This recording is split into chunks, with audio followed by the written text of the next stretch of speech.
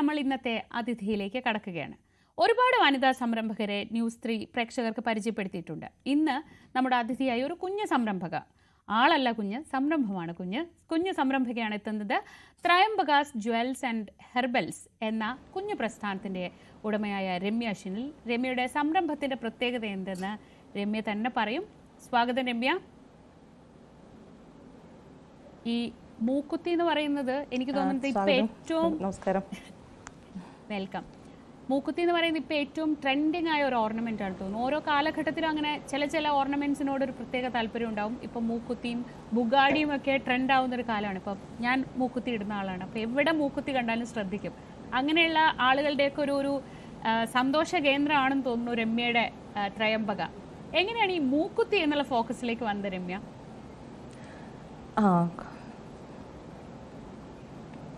മൂക്കുത്തി സാധാരണ ജ്വല്ലറി എന്ന് പറയുന്ന എല്ലാവരും സെയിൽ ചെയ്യുന്നതാണല്ലോ. മൂക്കുത്തിയിൽ ഒരുപാട് പേര് അങ്ങനെ കോൺസെൻട്രേറ്റ് ചെയ്തിട്ടില്ല എന്നാണ് എനിക്ക് തോന്നുന്നത്.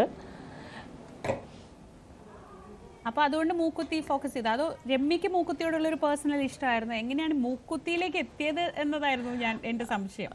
എനിക്ക് ഇല്ല, എൻ്റെ പ്രൊഫഷൻ എന്ന് പറയുന്നത് ഞാൻ ബ്യൂട്ടീഷ്യനാണ്. പക്ഷെ ഞാനത് പഠിച്ചുകൊണ്ടിരിക്കുന്ന സമയത്ത് പോക്കറ്റ് മണിക്ക് വേണ്ടിയിട്ടാണ് ഒരു റീസെല്ലിംഗ് എന്നുള്ള നിലയിൽ മൂക്കുത്തിയിലേക്ക് വന്നിട്ടുള്ളത്.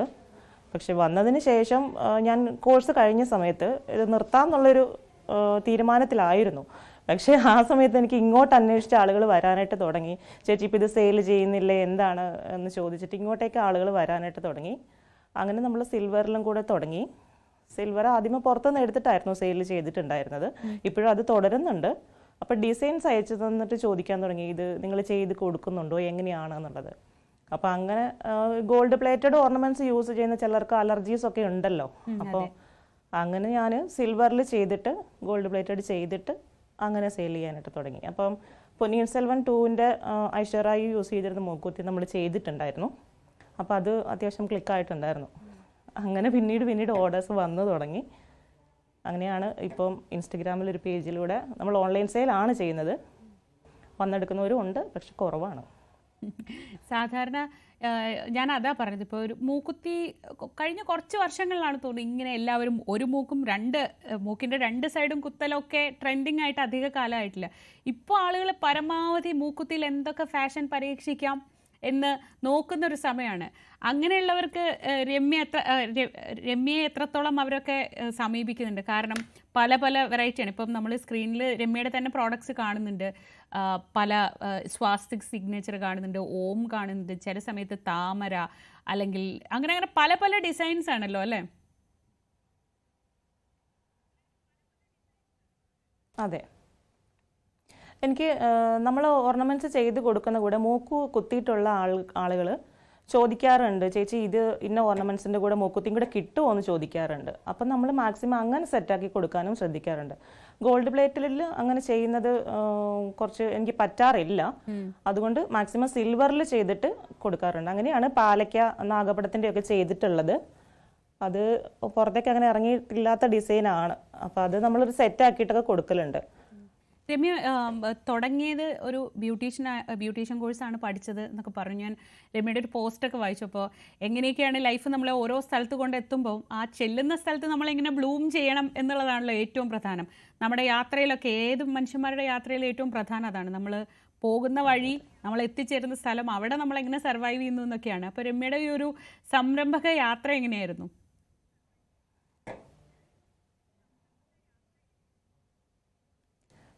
ഞാൻ ശരിക്കും എനിക്ക് അച്ഛനില്ലാത്തതാണ്, അച്ഛനും ആങ്ങളമാരോ ഇല്ലാത്തതാണ്. ഞാൻ, ചേച്ചി, അമ്മ, വീട്ടിൽ 3 സ്ത്രീകളാണുള്ളത്. അപ്പം നമ്മൾ പണ്ട് മുതലേ, ഇപ്പം ആണുങ്ങളില്ലാത്തൊരു വീടെന്ന് പറയുമ്പോഴത്തേക്കിന് ഹെൽപ്പ് ചെയ്യുന്ന ആളുകൾക്ക് കുറവായിരിക്കുമല്ലോ. അപ്പം നമ്മൾ അങ്ങനെ പണ്ട് മുതലേ സർവൈവ് ചെയ്തിട്ടാണ് വന്നിട്ടുള്ളത്. ഇപ്പോൾ എൻ്റെ അമ്മയാണെങ്കിലും വീട്ടുജോലിയൊക്കെ ചെയ്തിട്ടാണ് ഞങ്ങളെ വളർത്തിയിട്ടുള്ളതൊക്കെ. അപ്പോൾ നമ്മൾ പുറത്തേക്കൊരു ജോലിക്ക് പോകുന്നത് എന്ന് പറയുമ്പോൾ നമ്മളൊരു ആരോഗ്യമുള്ള സമയം വരെ നമുക്ക് നടക്കുകയുള്ളൂ. നമ്മൾ സ്വന്തമായിട്ടൊരു ചെറുതാണെങ്കിലും നമുക്കൊരു സംരംഭം എന്ന് പറയുന്നത് നമുക്ക് വീട്ടിൽ ഇരുന്നാണെങ്കിലും സമയം ഉള്ളതുപോലെ നമുക്ക് ചെയ്യാനായിട്ട് പറ്റുമല്ലോ. എനിക്ക് കുഞ്ഞുണ്ട്, എനിക്ക് അവനാണ് മെയിനായിട്ടുള്ള പ്രയോറിറ്റി. അപ്പോൾ പുള്ളിക്ക് വേണ്ടിയിട്ടുള്ള സമയം മാറ്റി വെക്കണം. ഉറപ്പായിട്ടും. രമ്യ അത് പറയൂ, അത് കഴിഞ്ഞിട്ട് ഞാൻ ചോദിക്കാം. നമുക്ക് ഈ പറഞ്ഞ പോലെ ഈ സംരംഭക എന്നൊക്കെ കേൾക്കാൻ രസമാണെങ്കിലും അതിൽ ഒരുപാട് സ്ട്രഗിൾ ഉണ്ട്. നമ്മൾ ആ ഒരു വിപണി കണ്ടെത്തണം, നമ്മുടെ കസ്റ്റമേഴ്സിനെ കണ്ടെത്തണം. ഇപ്പോൾ പക്ഷേ എനിക്ക് തോന്നുന്നത് സോഷ്യൽ മീഡിയ എന്നൊക്കെ പറയുന്ന ഒരു പ്ലാറ്റ്ഫോം വന്നപ്പോൾ അത് കുറച്ചുകൂടി ഈസി ആയിട്ടുണ്ടെന്ന് തോന്നുന്നു അല്ലേ രമ്യ പോലെയുള്ള ചെറിയ സംരംഭകർക്ക്?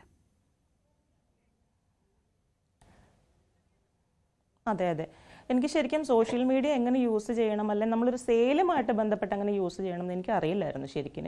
ഞാൻ ഇൻസ്റ്റാഗ്രാമിൽ എനിക്കൊരു പേജ് ഉണ്ടെങ്കിലും ഞാൻ അതിൽ അത്ര ആക്റ്റീവ് അല്ലായിരുന്നു. അതിൽ നിന്ന് നമുക്ക് സെയിൽ കിട്ടുമോ, അത് നമ്മളെങ്ങനെ ഹാൻഡിൽ ചെയ്യണം എന്നുള്ള കാര്യങ്ങളൊന്നും എനിക്ക് ശരിക്കും അറിയില്ലായിരുന്നു. അപ്പോൾ അതിൽ നിന്ന് നമ്മുടെ ഫ്രണ്ട്സ് ആണെങ്കിലും ഒരുപാട് പേരുടെ സപ്പോർട്ട് വന്നിട്ടുണ്ട്. നമ്മുടെ കസ്റ്റമേഴ്സ് ആണെങ്കിലും ഇങ്ങോട്ട് പറയും, നീ ഇതങ്ങനെ ചെയ്യണം കേട്ടോ, നീ ഇതിങ്ങനെ ചെയ്യണം, ശ്രദ്ധിക്കണം എന്ന് പറയുന്നുണ്ട്. പിന്നെ നമ്മളുടെ പ്രൊഡക്ട്സിൻ്റെ ആണെങ്കിലും ഡെയിലി കസ്റ്റമേഴ്സ് ഉണ്ട്. അപ്പോൾ അവരെങ്ങനെ ആണെങ്കിലും നമ്മളെ നന്നായിട്ട് സപ്പോർട്ട് ചെയ്യുന്നുണ്ട്. അപ്പോൾ അതിൻ്റെ ഒരു ഗുണം കൂടി ഇതിലെനിക്ക് വന്നിട്ടുണ്ട്. രമ്യൊക്കെ ഉൾപ്പെടെയുള്ളവർ ക്യൂൻസ് ബിസിനസ് ഗ്ലോബൽ എന്ന് പറയുന്ന ഒരു പ്ലാറ്റ്ഫോമിൻ്റെ ഭാഗമാണ്. ഞാൻ ആ പ്ലാറ്റ്ഫോമിലെ ആളുകളെയൊക്കെ ശ്രദ്ധിക്കുന്ന ഒരാളെന്ന നിലയ്ക്ക് എനിക്കറിയാം എങ്ങനെയാണ് നിങ്ങൾ പരസ്പരം സപ്പോർട്ട് ചെയ്യുന്നത്. ആ പ്ലാറ്റ്ഫോം നിങ്ങളെപ്പോലെയുള്ള ചെറിയ സംരംഭകരെ എത്രത്തോളം സപ്പോർട്ട് ചെയ്യുന്നുണ്ടെന്നൊക്കെ എനിക്കറിയാം. ഇപ്പോൾ ഇത് കണ്ടുകൊണ്ടിരിക്കുന്ന ഒരുപാട് പേര് ചിലപ്പോൾ ചെറിയ ചെറിയ കാര്യങ്ങൾ ചെയ്യുന്നവരായിരിക്കും. അവർക്ക് ഇതെങ്ങനെ ചെയ്യണം, ഇപ്പോൾ രമ്യ പറഞ്ഞതുപോലെ ഇതെങ്ങനെയാണ്, എൻ്റെ കയ്യിലൊരു പേജ് ഉണ്ട് പക്ഷേ ഇതിനപ്പുറത്ത് ഇതെങ്ങനെ ഉപയോഗിക്കണമെന്ന് ഒരുപക്ഷെ അവർക്കും അറിയുണ്ടാവില്ല. രമ്യയ്ക്ക് അവരോട് എന്താ പറഞ്ഞു കൊടുക്കാനുള്ളത്? എങ്ങനെയാണ് നമ്മുടെ കയ്യിലുള്ള ചെറിയൊരു പ്രോഡക്റ്റ്, ഞാൻ എൻ്റെ വീട്ടിൽ എൻ്റെ മുറിയിൽ ഇരുന്ന് ചെയ്യുന്ന ഒരു കുഞ്ഞു സാധനമാണ്, അത് മാർക്കറ്റ് ചെയ്യണമെങ്കിൽ ഞാൻ എന്ത് ചെയ്യണം?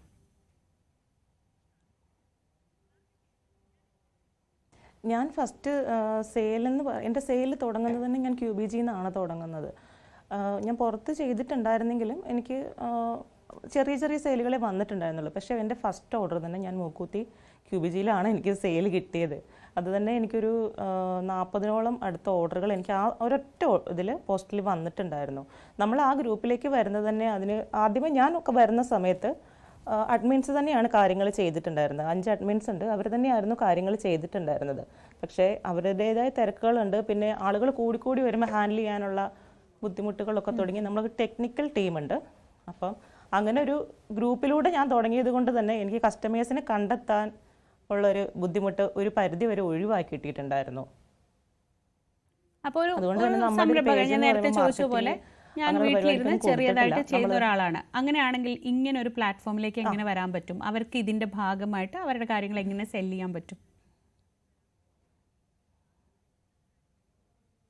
തീർച്ചയായിട്ടും നമ്മുടെ ഗ്രൂപ്പിലേക്ക് വരാനായിട്ട് പറ്റും. ഒരുപാട് പേര് ബയേഴ്സായിട്ടും സെയിൽ ചെയ്യുന്ന ആൾക്കാരായിട്ടും ഒക്കെ തന്നെ ഉണ്ട്. അപ്പം നമ്മുടെ പേജിൽ നമ്മുടെ QBGയിൽ തന്നെ ടെക്നിക്കൽ ടീമിനെ കോൺടാക്ട് ചെയ്യുക എന്നുള്ളതാണ്. അത് അതിനകത്ത് തന്നെ കൊടുത്തിട്ടുണ്ട്, നമ്മുടെ ഗ്രൂപ്പിനകത്ത് തന്നെ ഡീറ്റെയിൽസ് കൊടുത്തിട്ടുണ്ട്. ടെക്നിക്കൽ ടീമിന് നമ്മളുടെ ഡീറ്റെയിൽസ് അയച്ചു കൊടുക്കുക, എന്താണ് നമ്മൾ ചെയ്യുന്നത്, ഇന്ന സാധനങ്ങളാണ് സെയിൽ ചെയ്യുന്നത് എന്നുള്ള കാര്യങ്ങളൊക്കെ അവർക്ക് അയച്ചു കൊടുക്കുക. തുടർന്ന് പോസ്റ്റ് ഇടേണ്ട ദിവസങ്ങളുണ്ട്, അതായത് ഇൻട്രൊഡ്യൂസ് ചെയ്യാനായിട്ടുള്ള ദിവസങ്ങൾ, അത് വെള്ളിയാഴ്ചയാണ്. അന്ന് മുതൽ നമുക്ക് പോസ്റ്റ് ഇട്ട്, പിന്നെ QBG കോഡ് എന്ന് പറയുന്നൊരു സംഭവം നമുക്കുണ്ട്. അത് നമ്മുടെ ഗ്രൂപ്പിലുള്ള സെയിൽ ചെയ്യുന്ന ആളുകൾ തന്നെ അതിൽ സെയിൽ ചെയ്യാൻ പറ്റുന്ന രീതിയിലുള്ള കാര്യങ്ങൾ സെറ്റാക്കുന്നതിന് വേണ്ടിയിട്ടാണ് അങ്ങനെ ഒരു കോഡ് കൊടുത്തേക്കുന്നത്. അപ്പോൾ അത് വെച്ചിട്ട് കോഡ് തരും, അത് വെച്ച് നമുക്ക് തുടർന്ന് പോസ്റ്റുകൾ ഇടാം, നമ്മുടെ റേറ്റ് കാര്യങ്ങളൊക്കെ ഇട്ട് കൊടുക്കാം. നമ്മളെ പരിചയപ്പെടുത്തുന്ന ഒരു വിവരണം, നമ്മുടെ ഫോട്ടോസ്, നമ്മുടെ പ്രൊഡക്ട്സിൻ്റെ ഫോട്ടോസ് അതൊക്കെ ആഡ് ചെയ്തിട്ട് നമുക്ക് വെള്ളിയാഴ്ച ഗ്രൂപ്പിൽ അവർ സെറ്റ് ചെയ്ത് തരും. ടെക്നിക്കൽ ടീം ഇത് സെറ്റ് ചെയ്ത് തരും. അത് പോസ്റ്റ് ചെയ്തിട്ട് നമുക്ക് ബാക്കി കാര്യങ്ങളിലേക്ക് കിടക്കാം, നമുക്ക് സെയിലിട്ട് തുടങ്ങാനായിട്ട് പറ്റും. ശരി, ഇനി നമുക്ക് മൂക്കുത്തിയിലേക്ക് വരാം. സാധാരണ നമ്മളിപ്പോൾ ഒരു ഡോക്ടറെ വരുന്നെങ്കിൽ നമ്മൾ എന്തൊക്കെയാണ് ശ്രദ്ധിക്കേണ്ടതെന്നൊക്കെ ചോദിക്കുക. അതുപോലെ ഈ മൂക്കുത്തി എന്നൊക്കെ പറയുന്നത് വളരെ നമ്മുടെ ശരീരത്തിൻ്റെ ഒരു ചെറിയ മൂക്ക് എന്ന് പറയുന്നത് വളരെ പ്രധാനപ്പെട്ട ഭാഗവുമായി ബന്ധപ്പെട്ടതാണ്. അപ്പോൾ ഒരു മൂക്കുത്തി ഉപയോഗിക്കുമ്പോൾ നമ്മൾ എന്തൊക്കെ കെയർ ചെയ്യണം? ഇപ്പോൾ പ്രത്യേകിച്ച് സിൽവർ ഓർണമെൻറ്റ്സ് ഒക്കെ ആണെങ്കിൽ മൂക്കൊക്കെ ആണല്ലോ, അപ്പോൾ നമുക്ക് എപ്പോഴും അഴുക്കാവാനും സോപ്പ് അല്ലെങ്കിൽ പൗഡർ ഇങ്ങനെ എല്ലാം ആവാനൊക്കെ സാധ്യതയുണ്ട്. അപ്പോൾ അതെങ്ങനെയാണ് അതിൻ്റെ ഒരു പ്രോപ്പർ മെയിൻ്റനൻസ് ഒക്കെ എങ്ങനെയാണ് ചെയ്യേണ്ടത്? നമ്മൾ മൂക്ക് കുത്തുമ്പോൾ മുതൽ ശ്രദ്ധിക്കണമെന്നേ ഞാൻ പറയുള്ളൂ. കാരണം ലേഡീസ് മൂക്ക് കുത്തുന്നത് നമ്മൾ കൂടുതലും ഇടത് സൈഡിലാണ് കുത്തുന്നത്. ഞാൻ 2 മൂക്കും കുത്തിയിട്ടുണ്ട്, പക്ഷേ ഇടത് സൈഡിലാണ് ശരിക്കും കുത്തേണ്ടത്. അത് നമ്മൾക്ക് ഈ മെൻസ്ട്രൽ പെയിനൊക്കെ കുറയ്ക്കും എന്നുള്ളതാണ് അതിൻ്റെ ഒരു പഠനം വരുന്നത്, അങ്ങനെയാണ്. പക്ഷേ 2 മൂക്കും കുത്തുന്നവർ ഇഷ്ടം നോക്കിയിട്ടൊക്കെ കുത്താറുണ്ട്. ഞാൻ വലത്താ കുത്തിയിരിക്കുന്നത്. ഓർണമെൻറ്റ്സ് എന്ന് പറയുമ്പോഴത്തേക്കിന് നമ്മൾ ചില മൂക്കുകുത്തികൾ ചില മൂക്ക് അല്ല ചില ഓർണമെന്റ്സ് എന്ന് പറയുമ്പോൾ ചിലർക്ക് അലർജീസ് ഒക്കെ ഉണ്ടല്ലോ, അങ്ങനത്തെ ഉള്ളത് കഴിയുന്നത് നമ്മൾ ഒഴിവാക്കാനായിട്ടേ പറയുള്ളൂ. പിന്നെ തോർത്തുടക്കി വലിക്കുക അങ്ങനെയുള്ള കേസുകളൊക്കെ മാക്സിമം ഒഴിവാക്കാനായിട്ട് പറയും. നമ്മളിത് ഒരു സാധനം നമ്മൾ സെയിൽ ചെയ്യുമ്പോഴത്തേക്കും നമ്മളിത് പറഞ്ഞിട്ട് കൊടുക്കും, മാക്സിമം അങ്ങനെ കൊടുക്കാനായിട്ട് ശ്രദ്ധിക്കുന്നുണ്ട്. ഇത് ഇന്ന പോലെ ആയിരിക്കും കേട്ടോ, നിങ്ങൾ ഇത് ഇന്ന പോലെ കെയർ ചെയ്യണം എന്ന് പറയും. അത് ക്ലീൻ ചെയ്യുന്നതാണെങ്കിലും ഒരാഴ്ച മാക്സിമം ഒരാഴ്ചയൊക്കെ ആകുമ്പോഴത്തേക്കും നിങ്ങളിത് ക്ലീൻ ചെയ്യണം എന്നൊക്കെ പറഞ്ഞിട്ട് കൊടുക്കുന്നുണ്ട്. ചില പിള്ളേർ കുത്തുന്ന സമയത്ത് വന്ന് ചോദിക്കാറുണ്ട്, ചേച്ചി ഇത് ഏത് മൂക്ക് കുത്തണം എന്ന് ചോദിക്കാറുണ്ട്, അല്ലെങ്കിൽ ഇതെങ്ങനെ ക്ലീൻ ചെയ്യണം എന്നൊക്കെ ചോദിക്കുക, എങ്ങനെ സൂക്ഷിക്കണം എന്നൊക്കെ ചോദിക്കാറുണ്ട്. അപ്പം ഗോൾഡ് പ്ലേറ്റഡ് ഒക്കെ ആണെങ്കിലും ഞാൻ പറയും, ഒരുപാട് ദിവസം ഇട്ടങ്ങ് വെക്കരുത്. കുറച്ച് ദിവസം കഴിയുമ്പോഴേക്കും നിങ്ങൾ ദൂരി ക്ലീൻ ചെയ്തൊക്കെ സെറ്റാക്കിയിട്ട് വേണം ഇത് വീണ്ടും യൂസ് ചെയ്യാനായിട്ട് എന്നൊക്കെ പറയും. നമ്മളെ മൂക്കാണെങ്കിലും ചെറിയ ഞരമ്പുകളൊക്കെ കണക്റ്റഡ് ആണല്ലോ. അതെ അതെ അതെ. ഈ രമ്യയുടെ ഇതിൻ്റെ പേരിൽ ത്രയംബക ജുവൽസ് ആൻഡ് ഹെർബൽസ് ഉണ്ട്. എന്താണ് ഈ ഹെർബൽസ്? എന്തൊക്കെ പ്രോഡക്റ്റാണ് അങ്ങനെ രമ്യയുടേതായിട്ട് അങ്ങനെ എന്ത് പ്രോഡക്റ്റാണുള്ളത്? എനിക്ക് അതും കൂടി ഉണ്ടായിരുന്നു. ഞാൻ ഇത് രണ്ടും കൂടിയാണ് ചെയ്തിട്ടുണ്ടായിരുന്നത്. അതായത് നമ്മൾ പഠിച്ച പണിയായിട്ട് ബന്ധപ്പെട്ട് എന്തെങ്കിലും ചെയ്യണമല്ലോ. അപ്പോൾ മെയിൻലി എനിക്ക് ഹെയർ ഓയിൽ സെയിൽ ഉണ്ടായിരുന്നു. Hair oil, ready to apply henna paste, അങ്ങനെ നീലയമരിപ്പൊടി, അങ്ങനത്തെ കുറച്ച് സാധനങ്ങൾ എനിക്ക് സെയിൽ ഉണ്ടായിരുന്നു. പക്ഷേ ഇത് രണ്ടും കൂടി വന്ന സമയത്ത് എനിക്ക് അതിലും കൂടെ എനിക്ക് ശ്രദ്ധിക്കാൻ പറ്റാതെ വന്ന സമയത്ത് ഞാൻ അതൊന്ന് പെൻഡിങ് വെച്ചതാണ്. അപ്പം ഇന്നിപ്പോൾ ഒരു പ്രോത്സാഹനമാവട്ടെ, അതെ, ഒരു പ്രോത്സാഹനമാവട്ടെ. നമ്മളിങ്ങനെ ഒരു വാക്ക് എല്ലാവരോടും കൂടെ പറഞ്ഞാൽ എല്ലാവരും ചോദിക്കും അതെന്താ അപ്പം നിർത്തിയെന്ന് ചോദിക്കും. അപ്പം ഇന്നോട്ട് ചിലപ്പോൾ അതായിരിക്കും കൂടുതൽ ചോദ്യം, അതെന്താ അങ്ങനെ നിർത്തിയെന്ന് ചോദ്യം വരുമ്പോൾ എന്തായാലും അതും കൂടെ വളരെ പെട്ടെന്ന് തുടങ്ങാൻ പറ്റട്ടെ. ഒരുപാട് പ്രതിസന്ധികളിലൂടെയൊക്കെയാണ് രമ്യ കടന്നു വന്നതെന്നറിയാം. അപ്പം നമ്മളിങ്ങനെ നമ്മുടെ പേരിലൊരു പ്രോഡക്റ്റ് ഉണ്ടാവുക, അതൊക്കെ എത്തുമ്പോൾ നമുക്ക് തന്നെ ഒരു അഭിമാനം തോന്നും. അപ്പോൾ അങ്ങനെ മടിച്ചു നിൽക്കുന്നവരോട് എന്താ പറയാനുള്ളതും കൂടെ ആക്കിയിട്ട് നമുക്കിത് അവസാനിപ്പിക്കാം.